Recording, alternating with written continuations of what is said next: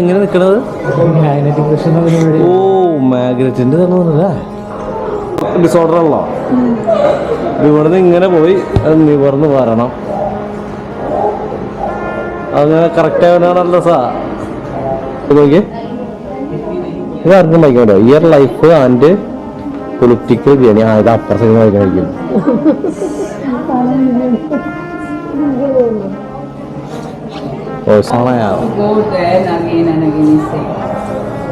Virtual സാധനം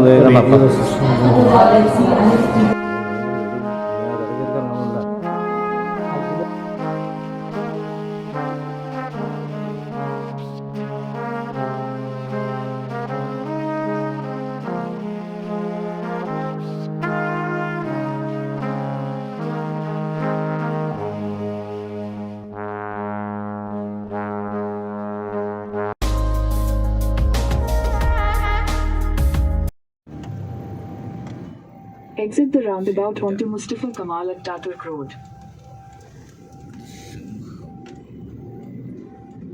In 800 meters, slight left towards Safdarjung Road. അങ്ങനെ നമ്മൾ ഇന്ത്യയുടെ ആദ്യത്തെ പ്രധാനമന്ത്രി ശ്രീ പണ്ഡിറ്റ് ജവഹർലാൽ നെഹ്റുവിൻ്റെ വസതിയിലെത്തിയിരിക്കുകയാണ് കേട്ടോ. ഇത് ഒരു ബ്രിട്ടീഷ് ബംഗ്ലാവായിരുന്നു. ഇതാണ് ഇതിൻ്റെ മിനി രൂപം. ഇതാണ് ഫ്രണ്ടിൽ കാണുന്നത്. ഇപ്പം നമ്മൾ കയറി വന്നത് ഇതാണ്. സ്ത്രീകൾ കയറി ഇവിടെ ചെക്കിങ് കഴിഞ്ഞ് ഇവിടെയാണ് ഇപ്പോൾ നിൽക്കുക നമ്മൾ. ഇനി അങ്ങനെ നോക്കണതാണ്. ഓക്കെ.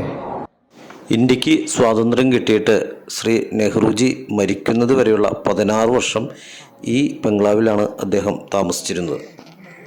പിന്നീട് ശ്രീ ഇന്ദിരാജിയുടെ ഭരണകാലത്ത് ഇതൊരു ചരിത്ര സ്മാരകമായി നിലനിർത്തുകയായിരുന്നു.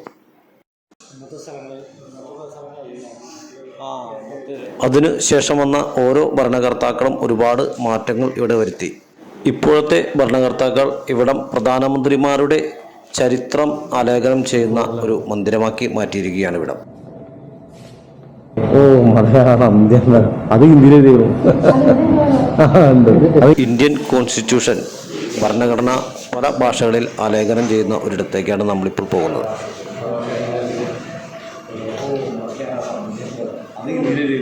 അല്ല, ഇവിടെ ഉണ്ട് വേറെ. ശരി. വരുമല്ലേ അതുള്ളത്.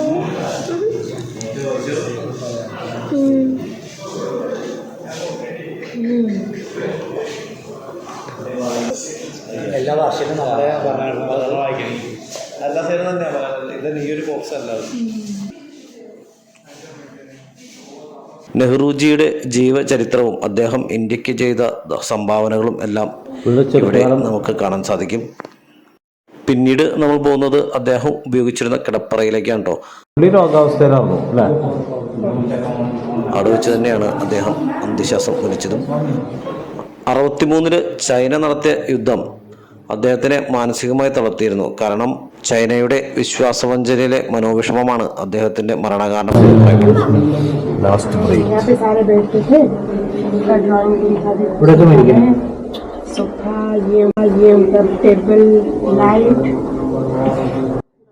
അടുത്ത ഇടനാഴിയിലൂടെ നടന്ന് അദ്ദേഹത്തിന്റെ ഓഫീസിലെത്തി. അതിനോട് ചേർന്ന് തന്നെയാണ് മ്യൂസിയം ക്രമീകരിച്ചിരിക്കുന്നത്. അവിടെ 47 മുതലുള്ള യുദ്ധങ്ങളും വിവരങ്ങളും ഇന്ത്യ നടത്തിയിട്ടുള്ള സമ്മേളനങ്ങളും പ്രസംഗങ്ങളും എല്ലാം വീഡിയോ വാളിൽ നമുക്ക് കാണാൻ സാധിക്കും. പിന്നീട് നമ്മൾ ഇന്ത്യക്ക് മറ്റു രാജ്യങ്ങളിൽ നിന്ന് കിട്ടിയിട്ടുള്ള മൊമെൻറ്റോകളും മറ്റും നിരത്തിയിരിക്കുന്ന ഒരിടത്തേക്കാണ് പോയത്. നെഹ്റുജിയുടെ കാലത്ത് ഇന്ത്യ സന്ദർശിച്ച മറ്റു രാഷ്ട്രങ്ങളുടെ തലവന്മാർ ഇന്ത്യക്ക് നൽകിയിട്ടുള്ള സമ്മാനങ്ങളും മൊമെൻറ്റോകളും ഒക്കെയാണ് കേട്ടോ ഇവിടെ ക്രമീകരിച്ചിരിക്കുന്നത്.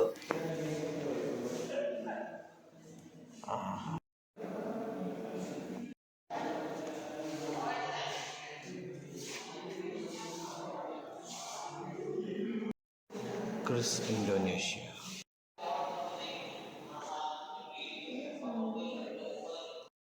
സൺറൂട്ട് ബോക്സ്.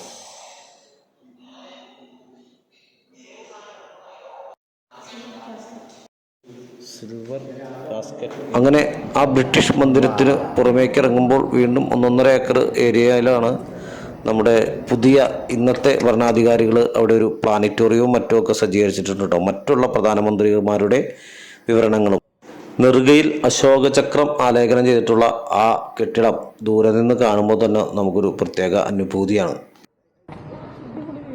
വാജ്പേയിയുടെ മറ്റേ പ്രൈം മിനിസ്റ്റർ ആരായിരുന്നു? ഓഹോ, പുതിയ ഇത് വന്നു തോന്നുന്നു.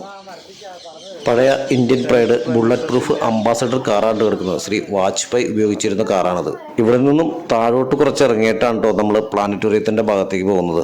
ഇതിനുശേഷം നമുക്ക് 14ാമത്തെ പ്രധാനമന്ത്രിയാണ് ശ്രീ നരേന്ദ്ര ദാമോദർദാസ് മോഡി. അപ്പോൾ അദ്ദേഹത്തിന്റെ അടക്കം എല്ലാവരുടെയും വിവരണങ്ങളാണ് ഇനിയുള്ള ഈ ഭാഗത്ത് നമുക്ക് കാണാൻ സാധിക്കുന്നത്. അതായത് എങ്ങനെ നിൽക്കുന്നത്? ഓ, മാഗ്നറ്റിന്റെ തോന്നുന്നല്ലേ കുഞ്ഞു ഫിസിക്സിന്റെ ഒരു സംഭവമാണ് കാണുന്നത്. ആ ഇതെവിടെയും തൊട്ടിട്ട് നോക്കി, എൻ്റെ അടിക്കണം അങ്ങോട്ട് നോക്കി. നീ അടിവശം തൊട്ടിട്ടില്ല, മോളിൽ തൊട്ടിട്ടില്ല. ഗ്രാവിറ്റി ഇല്ല. അല്ല, ഗ്രാവിറ്റി ന്യൂട്ടനെ തോന്നിച്ചു. വികർഷിക്കണ ഇതില്ലേ അപ്പൊ അതിന്റെ എന്തെങ്കിലും അടിപൊളിയായില്ലേ? നമസ്തേ.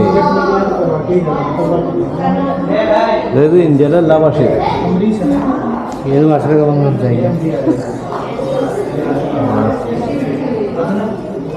നമ്മുടെ ആദ്യത്തെ പ്രൈം മിനിസ്റ്റർ തുടങ്ങി ഇവിടെ തുടങ്ങിയിട്ട്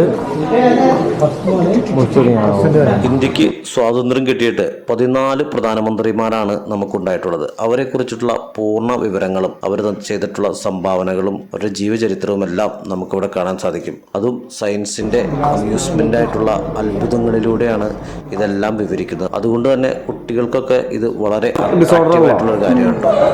ഇവിടുന്ന് ഇങ്ങനെ പോയി അത് നിവർന്ന് വരണം. അങ്ങനെ കറക്റ്റ് ആവാനാണല്ലോ സാ.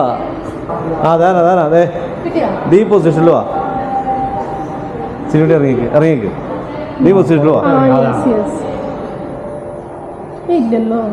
തൊപ്പി എനിക്ക് വേണത് നെഹ്റു അല്ലേ? അതെ. ഏത് എവിടെ എഴുതി വെച്ചിരുന്നവിടെയാ? ശ്രീ അല്ലല്ലോ, ഇത് ശാസ്ത്രിയാണ്. അല്ലല്ല, ഇത് ശ്രീ ലാൽ ബഹദൂർ ശാസ്ത്രിയാണത്. നെഹ്റു അല്ല ലാൽ ബഹദൂർ ശാസ്ത്രി. കറക്റ്റ് കിട്ടും. നീ പൊസിഷനിലോ? ഇങ്ങോട്ടോ കറക്റ്റ് അല്ലേ? അതേനെ കറക്റ്റ് തന്നെ. ഇതിൽ നോക്കി, ക്യാമറയിൽ നോക്കിയേ.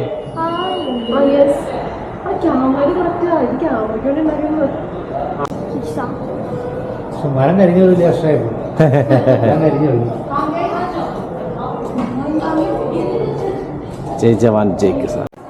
വിർച്വൽ ഓഗ്മെന്റൽ റിയാലിറ്റികളിലൂടെ പഴയ പ്രധാനമന്ത്രിമാരൊക്കെ ജീവനോടെ ഇരുന്നിട്ട് വാർത്താ സമ്മേളനവും റേഡിയോ സംരക്ഷണമൊക്കെ നടത്തുന്നത് നേരിൽ കാണുന്നത് ഒരു അത്ഭുതം തന്നെയാട്ടോ. ഇന്ത്യൻ ഭരണത്തിൻ്റെ നാളിതുവരെയുള്ള പത്ര കട്ടിങ്സും ചരിത്രവും മറ്റും ഇവിടെ ആലേഖനം ചെയ്തിട്ടുണ്ട്. ഇതിൻ്റെ പ്രധാന ഉദ്ദേശം തന്നെ ചരിത്ര വിദ്യാർത്ഥികൾക്ക് വളരെ രസകരമായിട്ട് കാര്യങ്ങൾ ഗ്രഹിക്കാൻ സാധിക്കുന്ന ഒരു രീതിയാണ് ഇവിടെ അവലംബിച്ചിരിക്കുന്നത്. അതുകൊണ്ട് കുട്ടികളൊക്കെ ഒരു തവണയെങ്കിലും ഈ സ്ഥലം കൊണ്ടുവന്ന് കാണിക്കുന്നത് ഒരു ചരിത്രബോധമുള്ള പൗരനായി കുട്ടികളെ വളർത്താനായിട്ട് നമുക്ക് സാധിക്കും. നമ്മുടെ ഇന്ത്യയുടെ ഈ സ്വാതന്ത്ര്യത്തിനു ശേഷമുള്ള എല്ലാ വിവരങ്ങളും നമുക്ക് ഇവിടെ നിന്ന് ശേഖരിക്കാൻ സാധിക്കും. എത്ര പുസ്തകങ്ങൾ വായിച്ചാലും കിട്ടാത്തത്ര അറിവുകൾ നമുക്ക് ഇവിടെ നിന്ന് ലഭിക്കും. ഇവിടുത്തെ അത്ഭുതങ്ങൾ ഒരിക്കലും തീരുന്നില്ല കേട്ടോ. ഇതിങ്ങനെ തുടർന്നുകൊണ്ടിരിക്കുകയാണ്, പുതിയത് വന്നുകൊണ്ടിരിക്കുകയാണ്. ഒരു വിസ്മയത്തോടു കൂടി മാത്രമാണ് നമുക്കിതിലൂടെ നടക്കാൻ പറ്റുകയുള്ളൂ.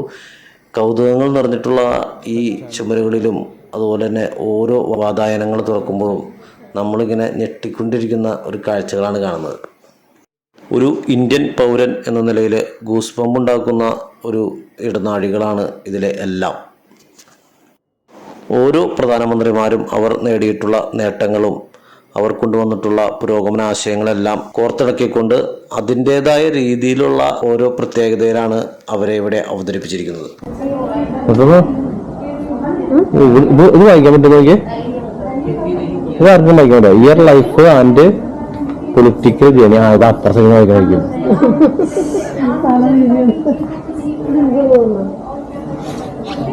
ശരിയാ, ഇത് ഓപ്പോസിറ്റ് സൈഡിൽ വായിക്കണം.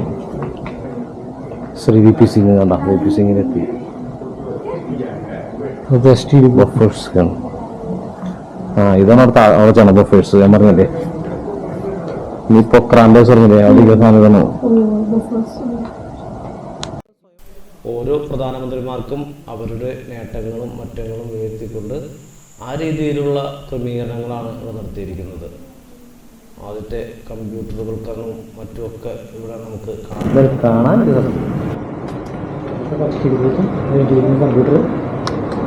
ഇത് പ്രൈം മിനിസ്റ്റേഴ്സിന്റെ സംഭവമാണ്. ഗുൽസാരിലാൽ നന്ദ, ശ്രീ ഗുൽസാരിലാൽ നന്ദ. പഠിക്കുമ്പോഴേ ഭയങ്കര സംഭവമല്ലേ. അത് 51 തുടങ്ങി. പുള്ളി ഒരു പ്രധാനമന്ത്രിയാണ്. നിനക്കറിയാം അങ്ങനെ ഗുൽസാരിലാൽ നന്ദനെ പ്രധാനമന്ത്രിയായിരുന്നു. മെയിൻ മാത്രം നമുക്ക് ഓർമ്മ ഉണ്ടാവും. എന്തെങ്കിലും നമ്മളെ മനസ്സിൽ നെഹ്റു കഴിഞ്ഞിട്ട് നേരെ ഇന്ദിരാഗാന്ധിയല്ലേ? അല്ല, അതിന്റെ ഇടയിൽ 2 പ്രധാനമന്ത്രിമാരുണ്ട്.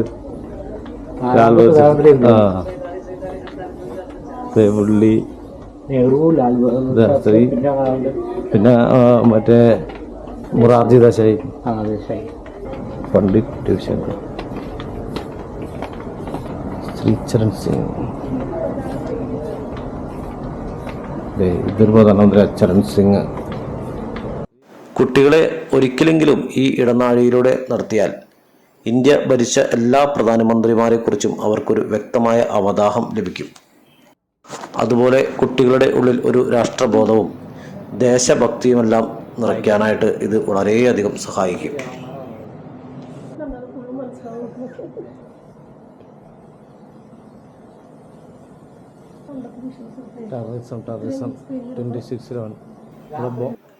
ഈ കാലയളവിൽ ഇന്ത്യയിലുണ്ടായിട്ടുള്ള നല്ലതും മോശവുമായ അല്ലെങ്കിൽ വിപ്ലവകരമായ എല്ലാ കാര്യങ്ങളും ഇവിടെ നമുക്ക് കാണാൻ സാധിക്കും.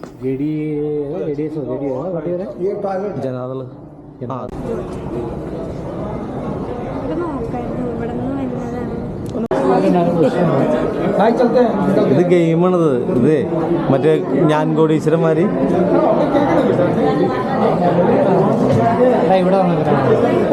ആ ഇങ്ങനെ നമ്മൾ 2 കൈ പിടിച്ചാൽ അതിൻ്റെ അവിടെ പോയി കൈ പിടിക്കും. അവിടെ പോയി കൈ പിടിക്കും. പിടിച്ചോ പിടിക്കേ.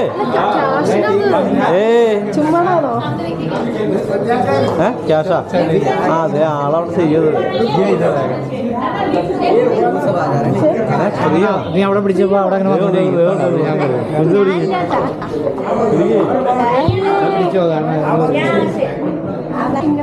അവിടെ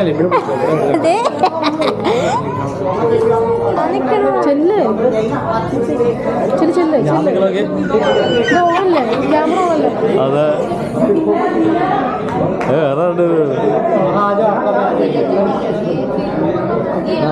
വന്നു കുഞ്ഞു വന്നു.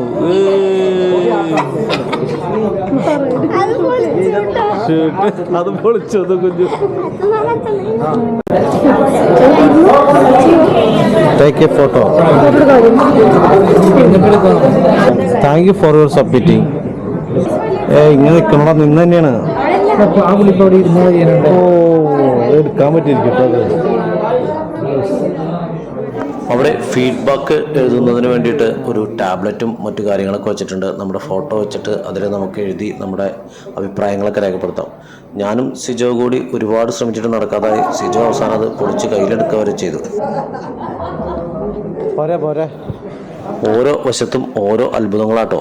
ആ ചെയറിൽ നമ്മൾ ചെന്നിരുന്നാൽ നമുക്കിഷ്ടമുള്ള പ്രധാനമന്ത്രിയോടൊത്ത് നമുക്ക് ഒരു കോൺവെർസേഷൻ നടത്തുന്നത് പോലത്തെ ഒരു വീഡിയോ ക്രിയേറ്റ് ചെയ്ത് നമുക്ക് എടുക്കാൻ സാധിക്കും. അതിന് പ്രത്യേകം കാശ് കൊടുക്കണം. അങ്ങനെ അവിടുത്തെ ഡിജിറ്റൽ വാളിലെ ചരിത്ര സംഭവങ്ങളൊക്കെ കണ്ട് ഒരുപാട് നേരം ഞങ്ങളവിടെ ചിലവഴിച്ചു. അങ്ങനെ ഇതുവരെ നമ്മൾ മനസ്സിലാക്കിയ ഇന്ത്യയെക്കാളും അതിൽ കൂടുതൽ എന്തൊക്കെയോ ആണ് ഇന്ത്യ എന്നുള്ള ബോധ്യം നമുക്കുണ്ടാകുന്നതിനോടുകൂടെ നമ്മൾ വന്ന വഴിയിലൂടെ തിരിച്ച് ഇറങ്ങാൻ കേട്ടോ. ഏതോ ഒരു ചീഫ് ഗസ്റ്റ് ഇവിടെ ഇപ്പോൾ സന്ദർശിക്കുന്നുണ്ട്.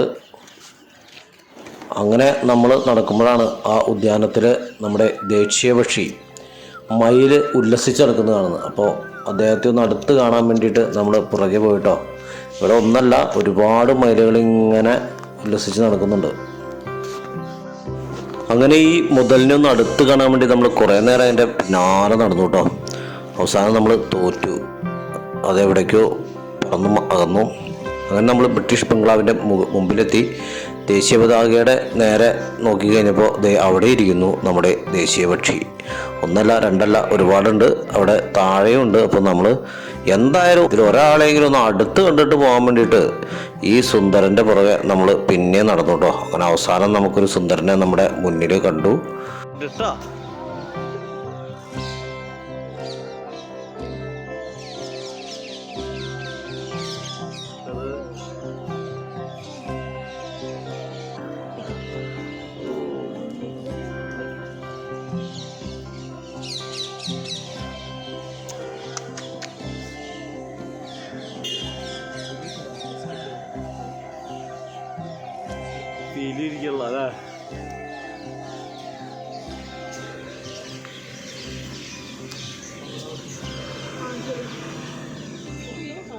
അതിഗംഭീര കാഴ്ച കേട്ടോ. പീലി നിവർത്തുന്നത് കാണാനുള്ള ഭാഗ്യം നമുക്കുണ്ടായില്ലെങ്കിലും എത്ര കണ്ടാലും മതിയാവാത്ത ആ സൗന്ദര്യം കുറേ നേരം നമ്മൾ നോക്കിയിരുന്നുട്ടോ. അങ്ങനെ തീൻമൂർത്തി ഭവനിലെ കാഴ്ചകളൊക്കെ കണ്ട് വിസ്മയിച്ച് നമ്മൾ ഇന്ത്യ ഗേറ്റിലേക്കുള്ള യാത്ര തുടങ്ങാം കേട്ടോ. അപ്പോൾ നമ്മൾ സിജോ പറഞ്ഞു ഇവിടുന്ന് കുറച്ച് പോയി കഴിഞ്ഞാൽ ഇന്ദിരാ ഭവനുണ്ട്. അപ്പോൾ ഇന്ദിരാഗാന്ധി അസാസിനേഷനൊക്കെ നടന്നിട്ടുള്ള പോയിന്റും കാര്യങ്ങളൊക്കെ കാണാം. അപ്പോൾ അവിടെ കണ്ടിട്ട് നമുക്ക് ഇന്ത്യ ഗേറ്റിലേക്ക് പോകാമെന്ന് പറഞ്ഞു. അങ്ങനെ ഞങ്ങൾ സിജോൻ്റെ കൂടെ ഇന്ദിരാ ഭവനിലേക്ക് പോകാം കേട്ടോ. അതെ നേതാജി